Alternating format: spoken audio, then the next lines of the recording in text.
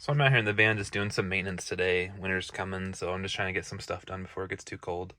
Took out the microwave, so obviously this is not where the microwave should be, but I thought this would be good to show because some people might be interested in putting in like a little convection oven or something. So, microwave, this is what's standard, you had the screws that held it in.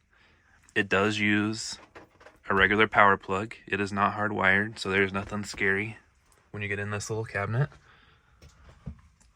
So coming over here, so this is what I'm doing. I peeled the trim off. I'm gonna sand this and I'm gonna paint it. I have a color match paint. But you can see with the microwave taken out, this is where it was screwed in. You got like little screw holes there. You have a shelf in here. If you wanted to just get rid of the microwave entirely, you could just paint this base, put up a back wall so nothing falls behind it. You could have another shelf in here. Save on some weight too. But flashlight's kind of highlighting. You have a dedicated 120 volt plug back here that it'll plug into. Behind the driver's side head, there's this opening. It has a little screwed panel on top of it. That gives you access to reach through here and just unplug your plug. So, not a big deal. But if anybody wanted to know, that's what it looks like. I do have a color match paint. If you want to take the numbers off of there. So I'm using Bear Dynasty. It's a satin enamel.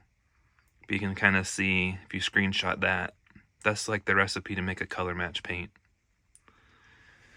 Alright, I'll get this done. Show you a picture when it's finished. So I got the microwave back in place. The paint color is basically spot on. The only thing that's kind of different is now there's like a little bit of a texture to it because of the paint, like the brush strokes.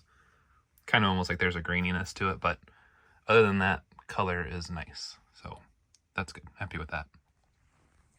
And over here, this is the panel I talked about. It was taken off, but behind here is the power plug. Panel's back on now, so that would be the panel you would take off to unplug the power plug. Although the cord is long enough from the microwave to there that I was able to plug it back in before even putting it back in the little shelf. And while we're on the topic of it, since I am just kind of like, I'm just going over things before winter, like touching up little scratches and whatever with the paint. Another user and I talked about what dealers don't tell you and the things that they don't know. So they mentioned smoke detector batteries, and that's a good thing to mention because now this is a year old going into winter.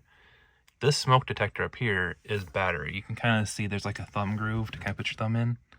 Oh, I cut myself on the microwave, I guess. Doesn't want to go easy, but you pull that down and there's your battery. So if you're storing this for winter, if your battery starts going dead while it's cold and it does that little chirp, that my battery needs changed, you're not going to hear it if you stored it. And then next spring, you'll have no smoke detector because it won't be chirping no more. The other detector, the one down here, the propane carbon monoxide, it's lit up green right now because I have power, but it does not have a battery. So that is only activated when your battery is turned on. So that's it for this video. Something just short and sweet. I wasn't planning on making a video. It's just kind of my thing after a big trip to get out here and just kind of look for scratches and stuff and just touch stuff up, check screws. It's actually a pretty good idea for anybody who owns a van or built a van, after a big road trip or just a couple times a year, just get in your back gear, find a screw, find out where all the screws are and tighten them. Actually, if we look under here, I bet this has been like every big trip. I have one screw. Yeah, that screw. I don't even know how that unscrews, but every trip, this screw like unscrews itself. So, yeah, just get back in the back of your van, explore stuff, screw things down, tighten. Everything's gonna get loose, so that's what things break. Eventually the screws become so loose they fall apart, so that's why things in vans break. So you can stay on top of it, maybe you can help offset how often things break down. Anyway, if you have any ideas of stuff you want me to look at, just let me know. Otherwise, thanks for watching.